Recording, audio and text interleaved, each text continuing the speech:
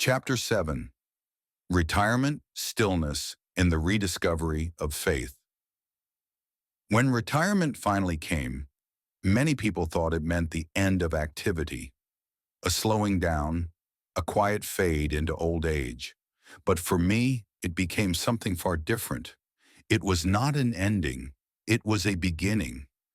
After decades of schedules, deadlines, travels, operations, and decisions affecting thousands of people, life suddenly handed me something I never had before: time.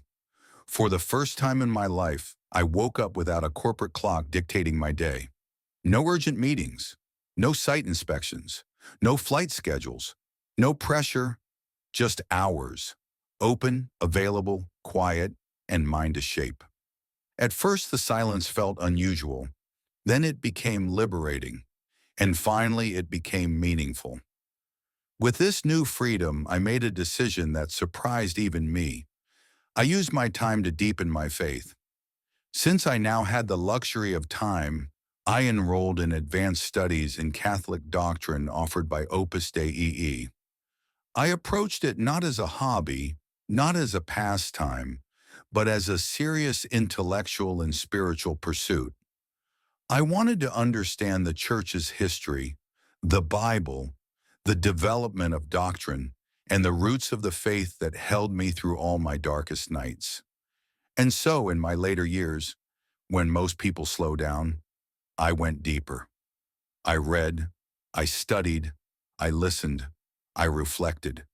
Church history opened before me like a grand tapestry, from the apostles to the martyrs, from the early councils to the rise and fall of empires, from theological battles to the quiet fidelity of saints.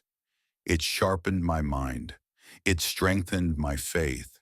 It gave coherence to the mysteries that had troubled me for decades. But I did not stop there. With history now clearer in my mind, I moved beyond the church and into world history. The empires of Alexander the Great, the triumphs and failures of the Roman Empire, and the vast influence of the Ottoman Empire. These were not just academic interests.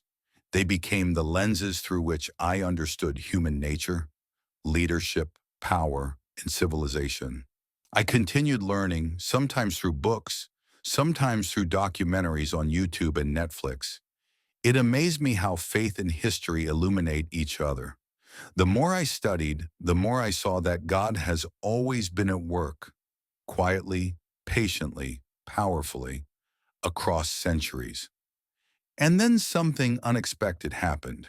Somewhere between boredom and curiosity, I found myself drawn to something completely new: technology. One quiet morning, I tried repairing my own computer. Nothing complicated, just a small fix. Then another. Then another. What started as curiosity slowly became a new rhythm. Before long, I found myself changing RAM modules, replacing hard drives with SSDs, and bringing old machines back to life.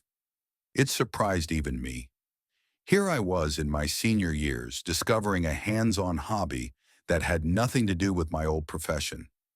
My computers never visited repair shops again. I learned to handle everything quietly on my own. But the real story was not about the machines. What God was doing underneath was far more important. This new interest wasn't about technology, it was about awakening. It reminded me that even in old age, a person can still learn, stay curious, and evolve. Retirement did not make me idle. It made me more attentive. It gave me time to rediscover the hidden parts of myself, the discipline to learn again, the joy of solving problems, and the humility of starting from zero. What I didn't see then was that God was slowly retooling me. He was sharpening my mind, restoring my patience, and preparing me for work that would come much later. Work that had nothing to do with computers, but everything to do with purpose.